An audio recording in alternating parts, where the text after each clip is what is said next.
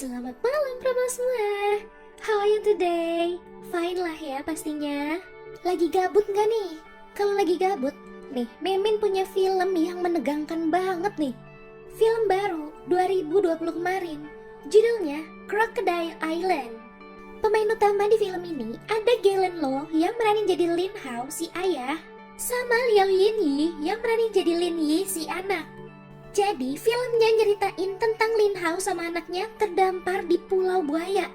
Gara-gara pesawat yang mereka naikin ada kerusakan, jadi terpaksa harus mendarat darurat di sana.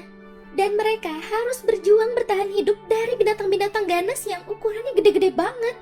Gimana? Udah penasaran belum? Ya udah, kalau gitu sebelum lanjut ke alur cerita lengkapnya, boleh dong klik tombol subscribe-nya dulu. Gratis kok. Kalau udah, yuk langsung aja kita ke alur ceritanya. Di pembukaan scene ini berlokasi di sekitar segitiga Bermuda. Karena adanya gangguan elektromagnetik, di sini jadi sering ada kecelakaan penerbangan. Makanya daerah ini dikenal juga sama sebutan segitiga setan. Tiba-tiba ada burung prasejarah yang nabrak kaca kokpit pesawatnya. Dan ternyata burungnya gak cuma satu, tapi ada banyak banget. Pesawat mereka jatuh. Yang kelihatan sih ini pilot sama co-pilotnya berhasil turun pakai parasut. Tapi ada buaya yang ukurannya super duper gede banget muncul dari dalam laut, nyaplok si pilot. Wow. Oke, sekarang scene pindah ke penerbangan Alice GZ261 tujuan Asia. Dan rute mereka juga lewat segitiga Bermuda nih.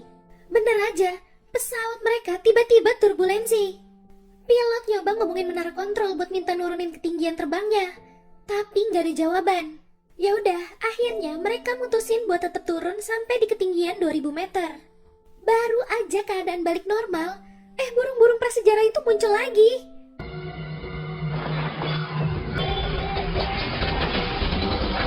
Burungnya ada yang nabrak mesin jet pesawatnya. Rusak udah tuh. Bahkan horizontal stabilizer atau sayap belakang kanan pesawatnya juga patah itu. Si pilot langsung ngasih arahan biar semua siap pada posisi merunduk buat pendaratan daruratnya. Makin panik aja tuh penumpang ngelihat burung-burung gede itu. Tiba-tiba jebol itu pesawatnya. Beberapa penumpang ketarik keluar. Wih, jago nih pilotnya. Dia berhasil mendaratin pesawatnya di air. Tapi We made it! pesawat mereka nabrak buayanya. Akhirnya pesawat mereka meledak dan kebelah jadi dua. Lin Hao sama Yi beruntung banget ada di bagian belakang. Mereka selamat bareng beberapa penumpang lainnya. Bagian belakang pesawat ini terdampar di pulau yang gak berpenghuni. Menurut Lin Hao, kalau tim penyelamat tahu titik lokasi mereka, paling cepet ya 24 jam lah ya mereka baru sampai. Lin Hao, Cheng Jie, Wen Ping masuk ke hutan nih. By the way, si Cheng Jie ini pacar anaknya ya. Di sisi lain, ada orang yang masuk ke air. Seneng tuh dia nemuin dompet. Dicaplok sama apa itu? Gak ada yang lihat. Lagi ribut dikit sama Cheng Jie, gara-gara dia gak setuju anaknya pacaran. Si Wen Bing ngasih tahu kalau dia nemuin sesuatu. Di gubuk itu ada peluru-peluru, pisau, kapak, dan ternyata itu peninggalan bekas perang dunia kedua. Wih, di bukunya ada tulisan In Sulawesi tuh. Di Laut Sulawesi. Ada apa ya? Apa lokasi mereka saat ini? Selain itu, di buku juga tercatat kalau di pulau itu ada buaya raksasanya. Yaelah, ini segala berantem lagi nih, Li Jie sama Chow Fang. Tuh kan, tuh buaya raksasa muncul. Mana ngedeket lagi. Si pramugara didorong sama Chow Fang gara-gara nahan dia.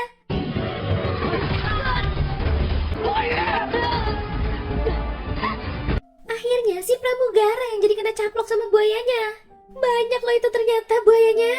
Pada ngejar naik ke daratan. Tapi yang ini ukurannya gak segede yang tadi itu ya. Masih agak kecilan. Ini pas mereka bertiga balik ke pantai, udah kosong. Tapi kelihatan ada jejak kaki buaya. Aduh, si pramugari jatuh.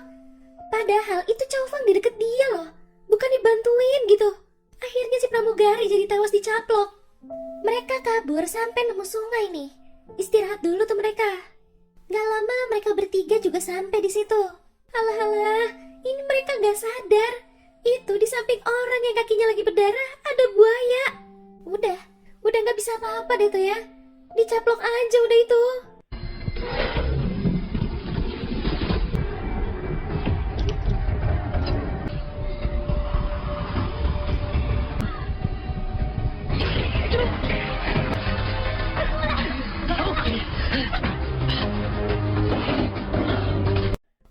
Hampir aja Lin Hao kena caplok juga.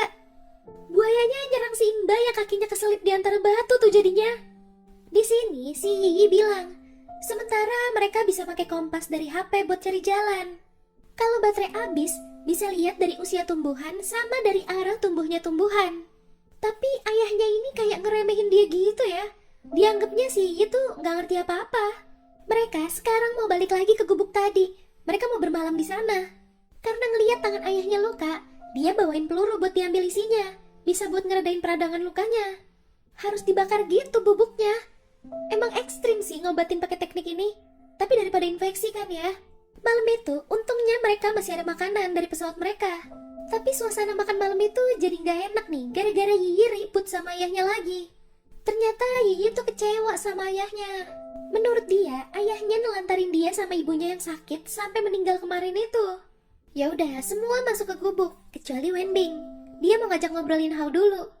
Pas lagi cerita kalau dia juga sama kayak Lin Hao yang kerjanya jarang pulang, tiba-tiba ada kerangka manusia jatuh tepat di depan dia. Itu kerangka dari salah satu tentara. Dan kelihatannya tewasnya bukan karena digigit buaya ya. Pagi itu, Lin Hao lagi ngeliatin foto. Entah dari mana ada sehelai jaring laba-laba gitu. Dilihat ke sekeliling, aman sih. Ya udah, dipikir nggak ada apa-apa ya. Dia ngecek ke gubuk. Ternyata cuma Cheng Chia yang udah bangun. Itu juga disenderin sama Yiyi, jadi nggak bisa gerak. Dia bilang mau pergi nyari buah dulu. Kali aja yang bisa dimakan. Di sisi lain, Li Qi sama Chao Fang masih selamat nih. Mereka misah dari yang lain kemarin. Li Qi nginjek lendir lengket-lengket gitu. Dan di sekelilingnya juga kelihatan banyak banget jaring laba-laba. Wow, baru netes itu telur laba-labanya. Nah, si Yiyi bangun nih. Mereka mau keluar dari gubuk. Syok dong, udah ada banyak laba-laba raksasa di situ. Mereka langsung bangunin yang lain.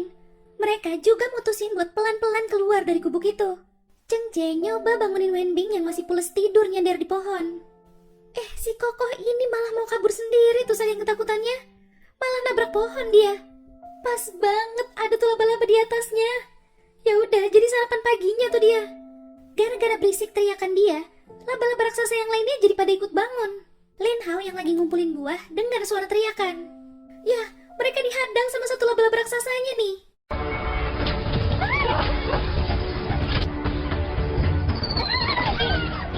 Wenbing nipuk batu ke laba-labanya buat ngalihin perhatian.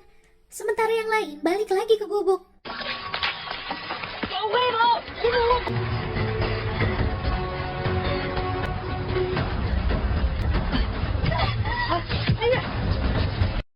Yiyi kesangkut jaring. Mana itu makin deket. Aduh, untung aja ada kapak tuh. Bisa lepas akhirnya. Mereka lanjut lari terus ngumpet di semak-semak. Udah sepi ya. Kirain udah pada pergi. Taunya laba-labanya ngepung mereka. Dan si Lin Hao yang baru datang gak tahu kalau ada laba-laba segede gaban di atas itu.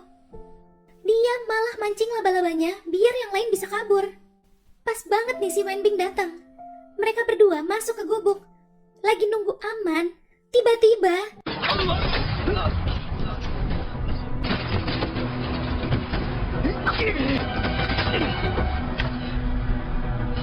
Wenbing ketusuk.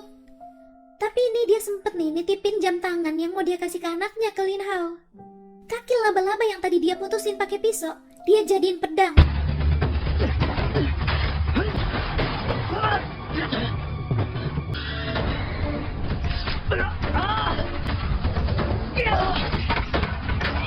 Dia berhasil keluar dari gubuk. Terus dia lemparin granat deh tuh ke laba-labanya. Aduh, mereka harus nyebrangin genangan air lagi tuh. Nah kan, bener kan? Nongol tuh buaya. Udah keren-keren tuh, padahal mau nyerang buayanya pakai kapak. Kakinya kesangkut, malah jadi jatuh di dekat buayanya.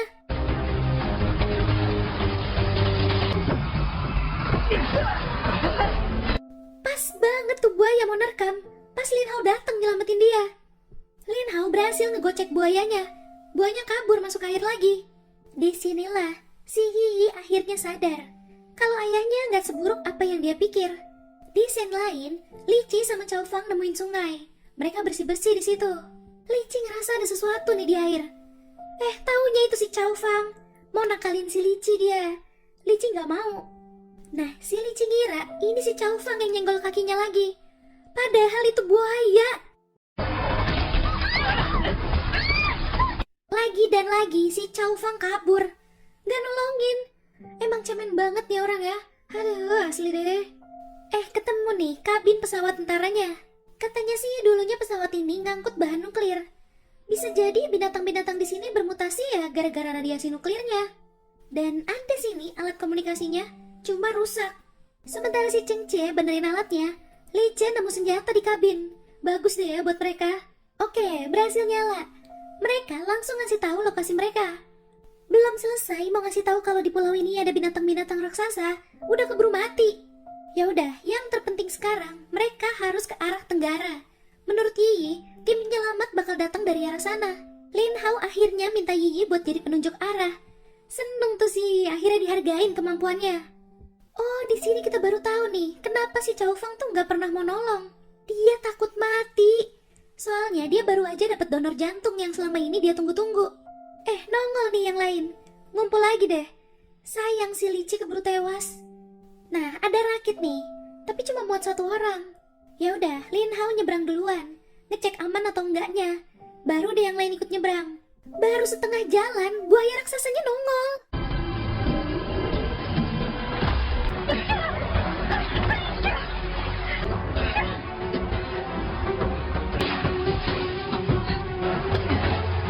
Ya, segala putus itu ranting buat narik rakitnya.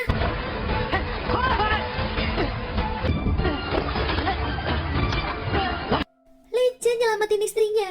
Dia ngorbanin nyawanya. Si Chow Fang jadi selamat juga tuh. Dia ngambil kesempatan pas buayanya lagi makan Lice.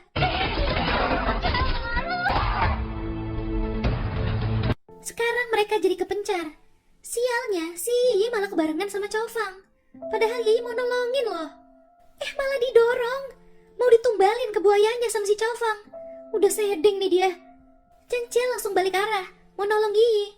Lin Hao juga nembakin tuh buaya.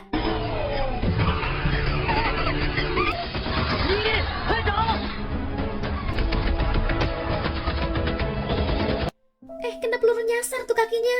Mana buayanya ngejar dia. Yi juga kesabet sama ekor buayanya. Dia jadi pegangan di ekor itu. Tiba-tiba sakit jantungnya kumat. Tepar tuh si Chow Fang. Langsung aja diemplok sama si buaya. Yi jadi ke bawah sama si buaya masuk ke dalam gua. Dan itu buayanya lagi bobo. Kenyang kayaknya dia. Di situ ada sisaan potongan jasadnya Lice. Lin Hao udah takut banget Yi tewas. Taunya masih hidup tuh. Saking senengnya mereka jadi gak sadar. Buayanya udah kebangun. Sekarang udah ada di belakangnya si Chengche. Seperti biasa, Lin Hao ngalihin perhatian buayanya. Terus nyuruh Chengche bawa kabur Yi dari situ. Lin Hao lewat lubang yang agak kecil. Jadi buayanya harus muter cari jalan lain. Lagi nunggu aman, tuh buaya datang-datang nyundul batu-batuan tempat si Lin Hao ngumpet. Mana granatnya pakai jatuh segala. Dia cuma bisa nembakin sampai akhirnya pelurunya habis.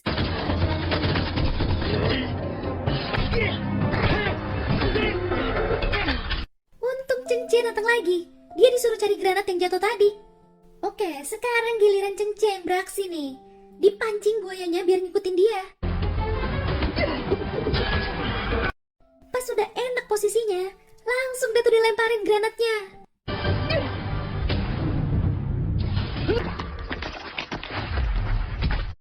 Jadi akur tuh ya mereka. Masih hidup. Lin Hao nyelip di cekungan batu-batuan.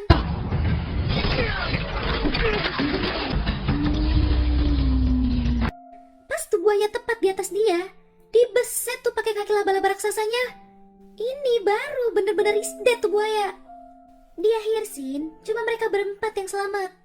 Pas banget ya mereka balik ke pantai, pas juga tim penyelamat sampai. Ya, itu tadi alur cerita dari film Crocodile Island. Ngeri sih kalau hewan-hewan bermutasi jadi bongsor-bongsor begitu gara-gara radiasi nuklir. Sampai jumpa di ulasan alur cerita selanjutnya.